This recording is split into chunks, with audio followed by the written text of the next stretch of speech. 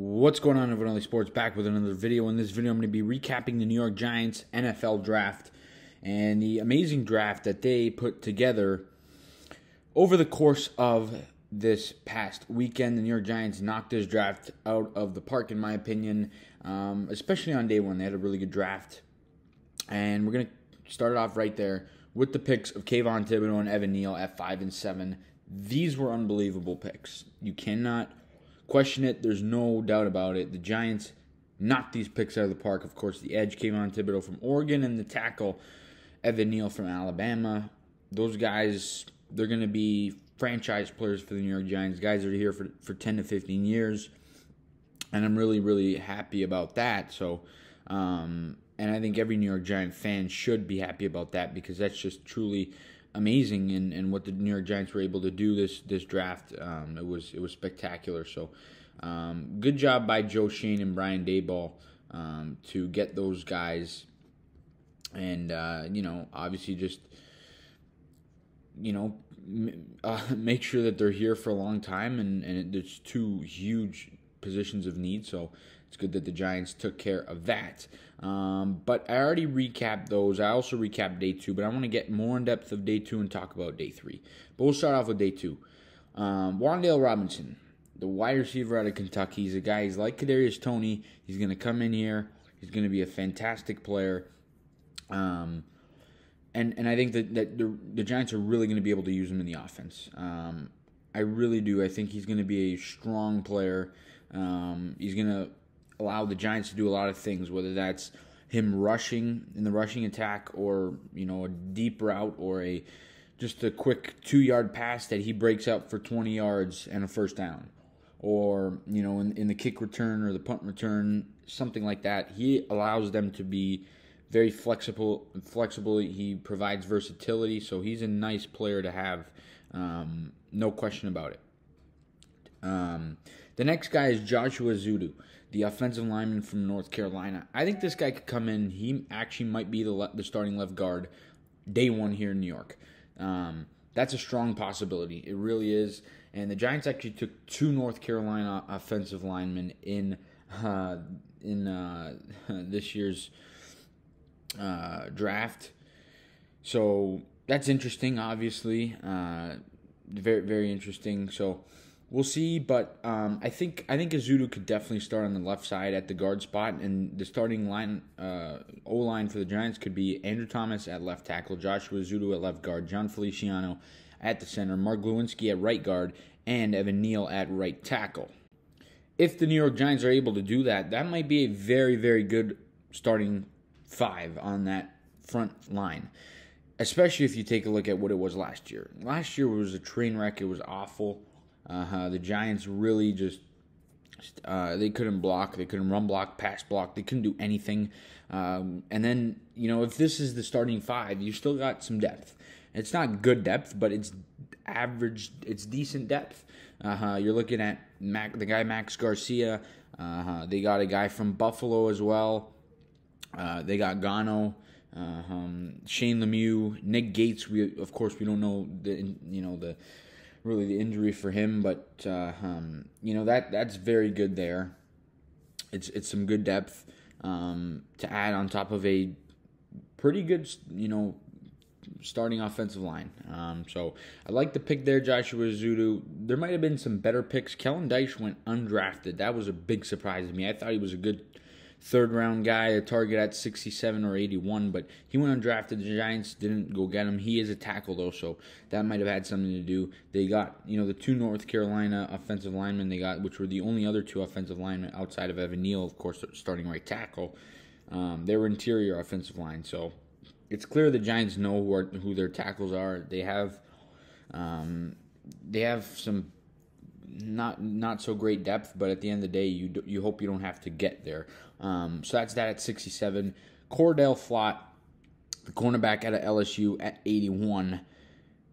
After hearing what experts and content creators have had to say about Cordell Flott, and LSU fans that are not New York Giant fans, they really like this guy.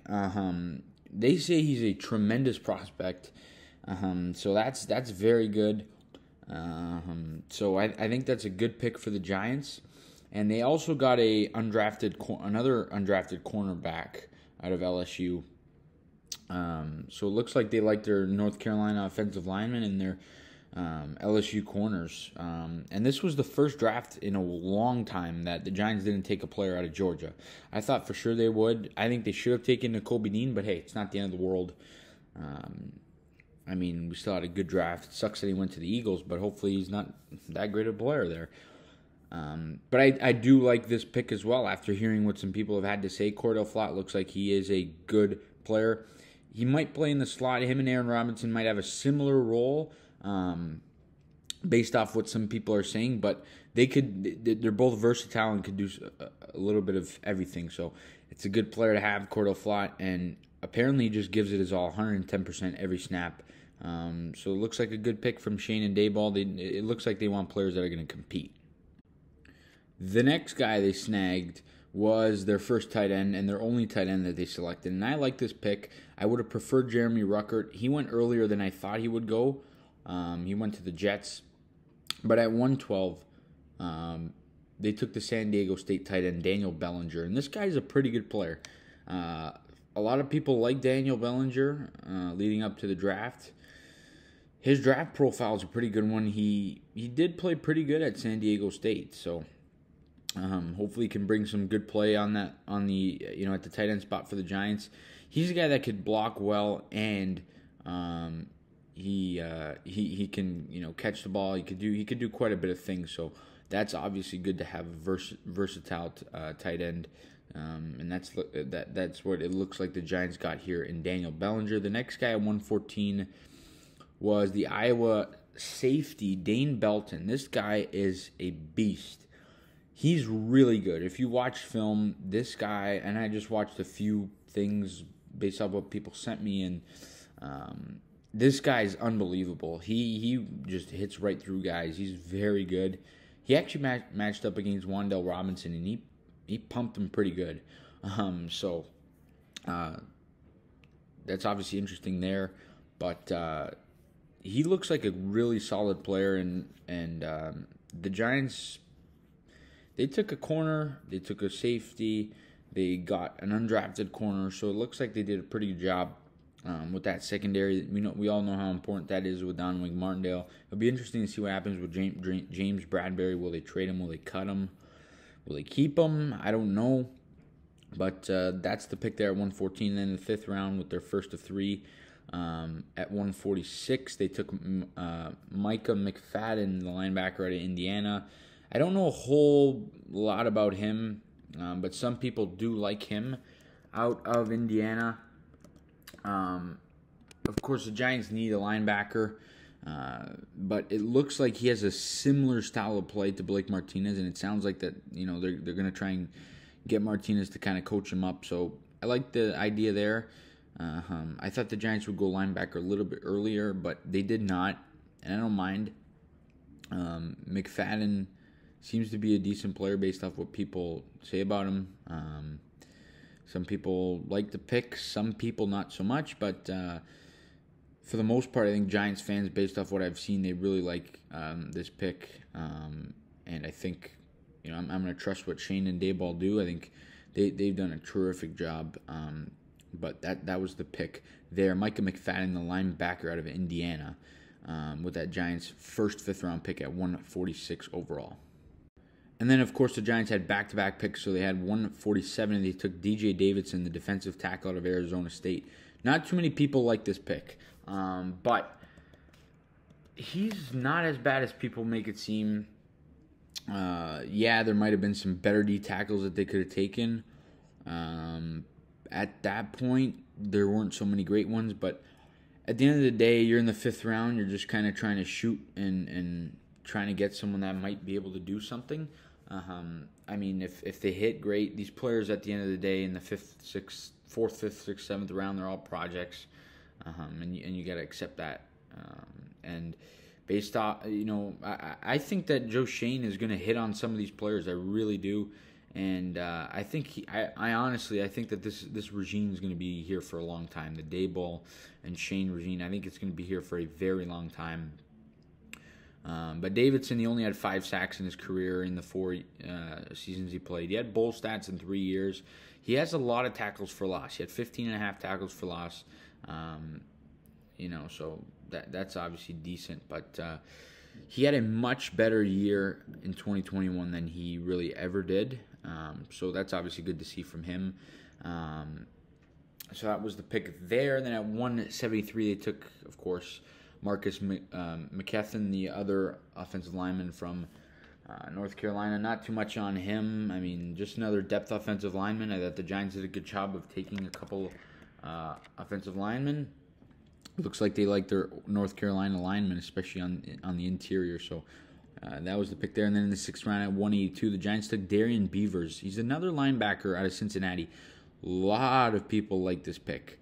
I don't know a crazy amount about him, and I didn't really study up on him before the draft, but after the Giants took him, I read some things and looked at his stats, looked at some highlights and all that stuff.